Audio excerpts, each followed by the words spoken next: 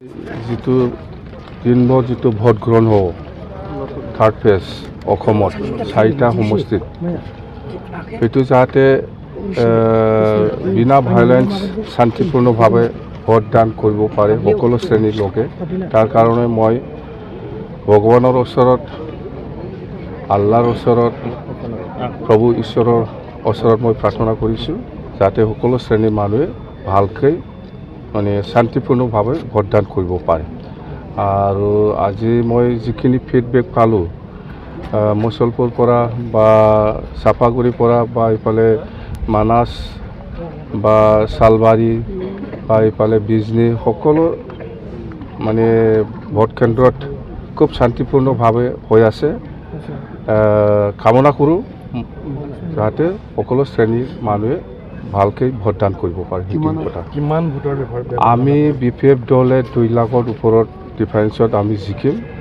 আমি যিখিনি ফিডবেক পাই আছে যেনিবা পৰ্বজৰাৰ পৰা আৰম্ভ কৰি গোসাইগাঁও কোকৰাঝাৰ মুঠতে সকলো সমষ্টিত BTC সমষ্টিত খুব ভালকৈ BPF পালে ভোটটো পৰি আছে বুলি মই শুনিছোঁ।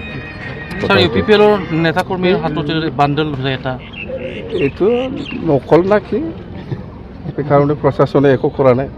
নকল হ'ব পাৰে এইবিলাক পইচা, নহ'লে প্ৰশাসনে ধৰিলে হয়। এইবিলাক নকল হ'ব পইচাটো, ডুপ্লিকেট পইচা।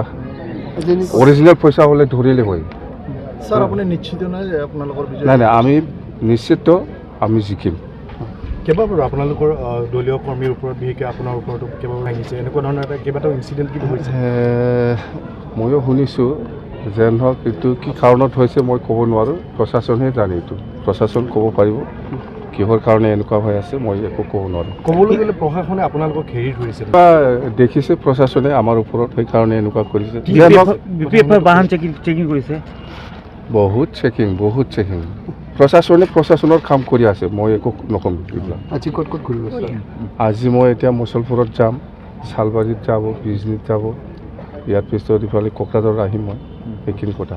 ইণ্ডিয়াৰ মুখ্যমন্ত্ৰী হিমন্ত বিশ্ব শৰ্মা এইটো ইলেকশ্যন হয়, মুখ্যমন্ত্ৰীও কৰিব, প্ৰধানমন্ত্ৰীও কৰিব, হোম মিনিষ্টাৰো কৰিব, MP ও কৰিব, MLA ও কৰিব, চবেই। স্যাৰ নিৰ্বাচন জিকাৰ পিছত আপোনালোকে NDA সমৰ্থন? নাই এইটো এনেকুৱা আলোচনা নাই। আমি না NDA না ইণ্ডিয়া এলায়েন্স কাৰো লগত নাই, আলোচনাও হোৱা নাই। মুঠতে আমি অকলে ইলেকশ্যন খেলিছে, অকলেই থাকিব। স্যাৰ আপুনি ডোৰ টু ডোৰ কেম্পেইনিং কৰিছে, ডাঙৰ মই 4 দিন মই একো কেম্পিং কৰা নাই। যেনিবা আমাৰ কেম্পিংটো 1 তাৰিখত শেষ হৈছে। 1 তাৰিখত আবেলি 4টা বজালৈকে আছিল।